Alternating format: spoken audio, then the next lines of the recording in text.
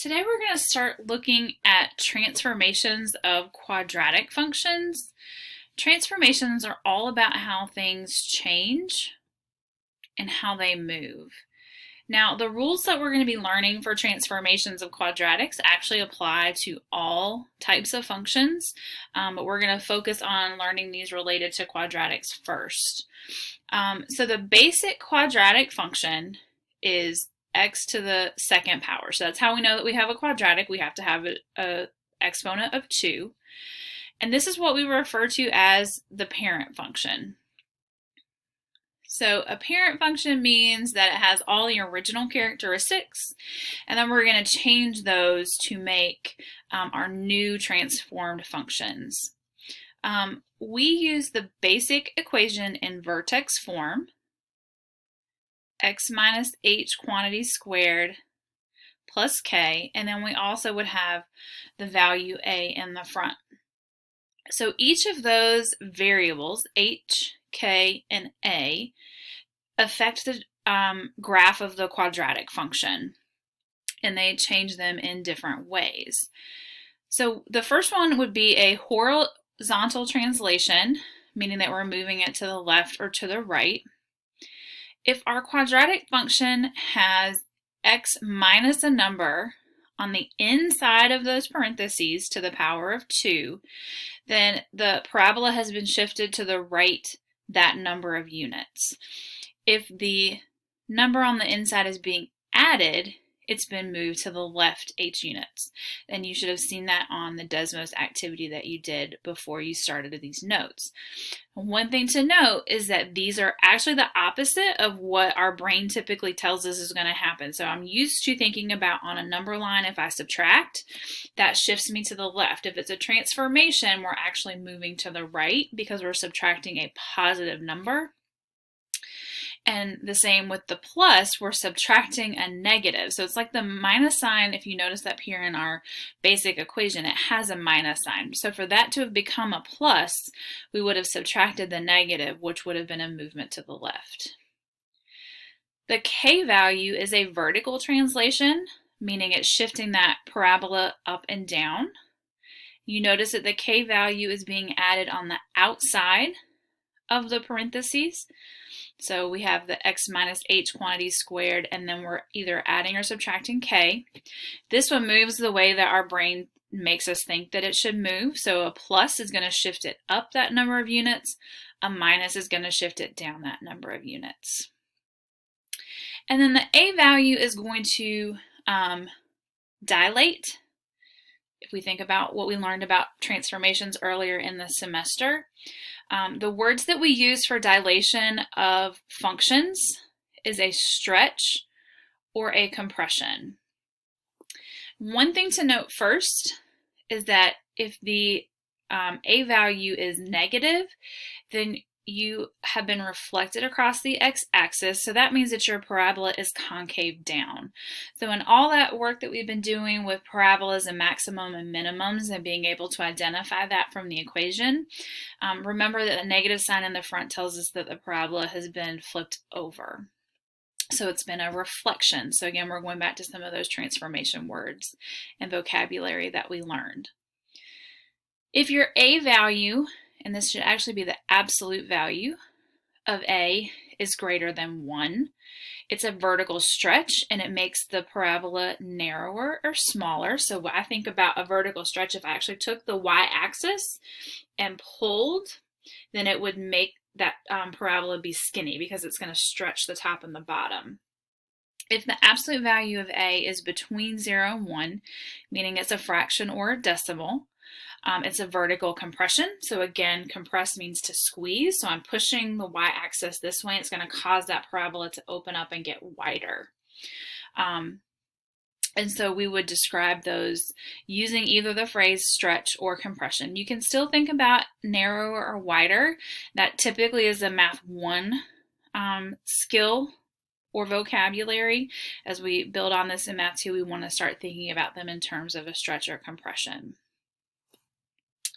So for the first couple of examples, it says to graph and state the transformation from y equals x squared They've already graphed y equals x squared for you. And then we're going to describe. So I'm going to describe the transformations from the equation. So this is where you should be working towards. So we see that we have two things that have been changed in that equation. So we have a minus 5. So remember that the minus 5, when it's on the inside of the parentheses, is a horizontal shift.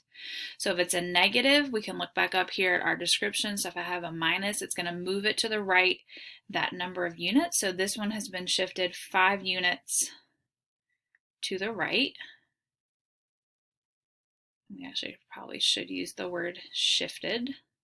You could also use the word translated, and it means the same thing. And then the plus 3 on the end is going to shift that graph up, because remember, on the outside of the parentheses, it's a vertical transformation, so it's going to shift the graph 3 units up. Okay, so if I think about where the vertex moved from 0, 0, it moved 5 units to the right, so from 0 over to positive 5. And then from 0 up to 3 when we shifted those units up. So we could plot the vertex at 5, 3, which I think is about here. And the stretcher compression hasn't changed. I don't really have a way to measure that perfectly, but we can just kind of sketch in. That would be my parabola that's been shifted to the right and up 3 units. If we look at example 2, we actually have a couple of things we need to talk about, because we have an a value out in front, and then we have a minus 4 to the inside. So we need to break apart the minus 2, because if it's a negative, it's been reflected across the x-axis. And then we look at the absolute value of that to determine stretch or compression. So the absolute value of negative 2 is positive 2. So again, we can go up here and look at our table. So A is greater than 1. 2 is greater than 1, which means we have a vertical stretch by 2. So we're making that parabola narrower. And then we're also going to look at the minus 4. So it's on the inside of parentheses. So it's kind of a good habit to get in start asking yourself, is it on the inside of the parentheses or on the outside? If it's on the inside, it's a horizontal translation. It's a minus, which means it shifts it to the right. And it's the same number of units that we are subtracting. So this one has been shifted right 4 units. So if we flip this over and then move that parabola 4 units to the right, and it's going to be skinnier. So it might look something like that if we were to graph it in Desmos. For the third example, again, we can circle all the things that jump out that aren't beyond just the x squared. So we don't have a reflection because our a value is positive, so it hasn't been reflected across the x-axis. However, we have an a value that's a fraction. So the absolute value of that is in between 0 and 1. So we're going to describe that as a vertical compression by 1/2. We have a 6 on the inside of the parentheses. It's a plus. So again, it's going to be the opposite of what we think. So rather than saying, oh, we added, we're going to go to the right, we're actually going to shift to the left 6 units. And then the minus 3 is on the outside of the parentheses. So that tells us it's a vertical shift. So we're moving that graph down 3 units because that is a negative 3.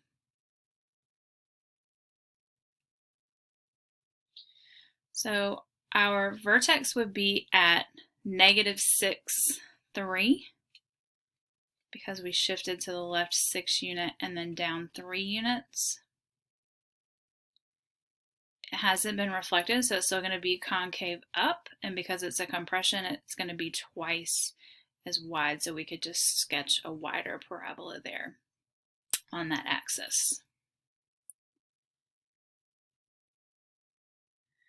So the last example says that the graph of y equals ax squared plus c contains the point 5, 7.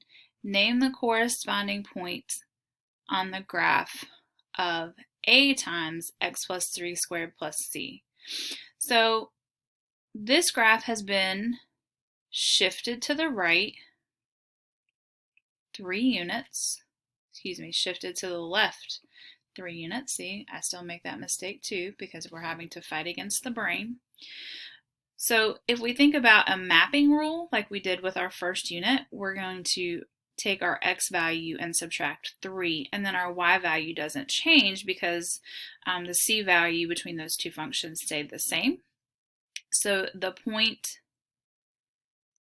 5, 7, when I apply that mapping rule, would map at the point 2, 7. If we apply the same type of thinking here, again, we see that we don't know what C is.